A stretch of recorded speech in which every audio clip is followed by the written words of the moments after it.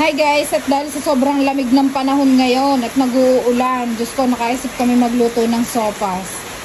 Ayan si Kulot, nagagayat na siya ng sibuyas Sopas? bawang. Eh ano? Dahil sa kakabanglam sa cellphone mo, hindi mo naman lulutuin. Spaghetti. Baka masuntok ang mukha mo. Silip?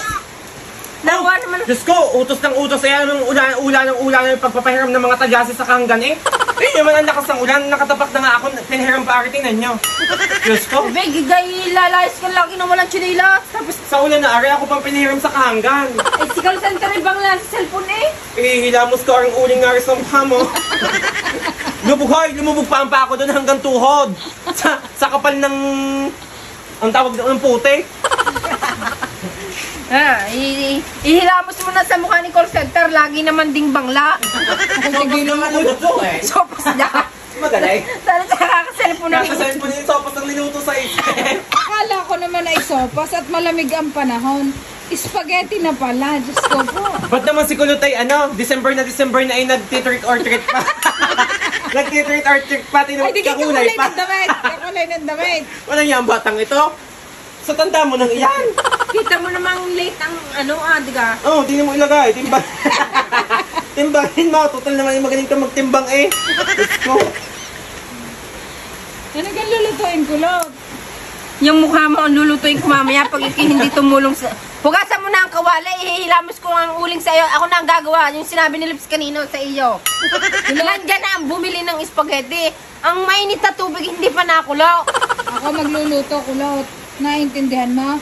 Kaya gumawa ka lang diyan, huwag kang bumunganga. Baka yan dalawa mong ngipin imatungkam ko. Ang tapang naman ni call center, uuwi na nga ako. Lagi Lang nyo uwi, na kasi hindi ako kita pipigilan, be.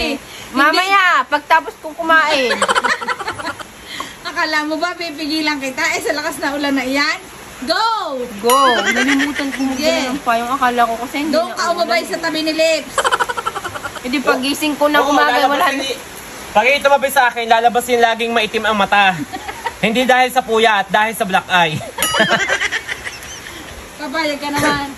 Hindi. Ayokong masira ang mukha ko. Kung papayag ka. Hindi. Dahil lalaban ako, parehas kami lalabas, may black eye ang mata namin parehas.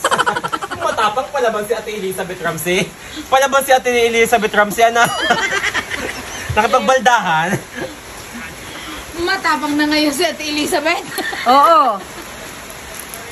Isa, laban sa lahat. Darna! Darna!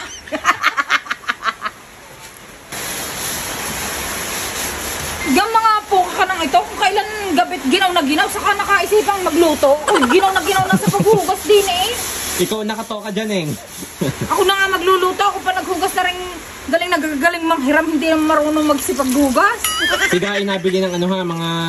Hoy! Hugasan ng hugasan! Gayatan ng gayatan! Bago pag uwi pala ay walang mabibiling pasta. Hindi muna ako magpapakulo ng tubig.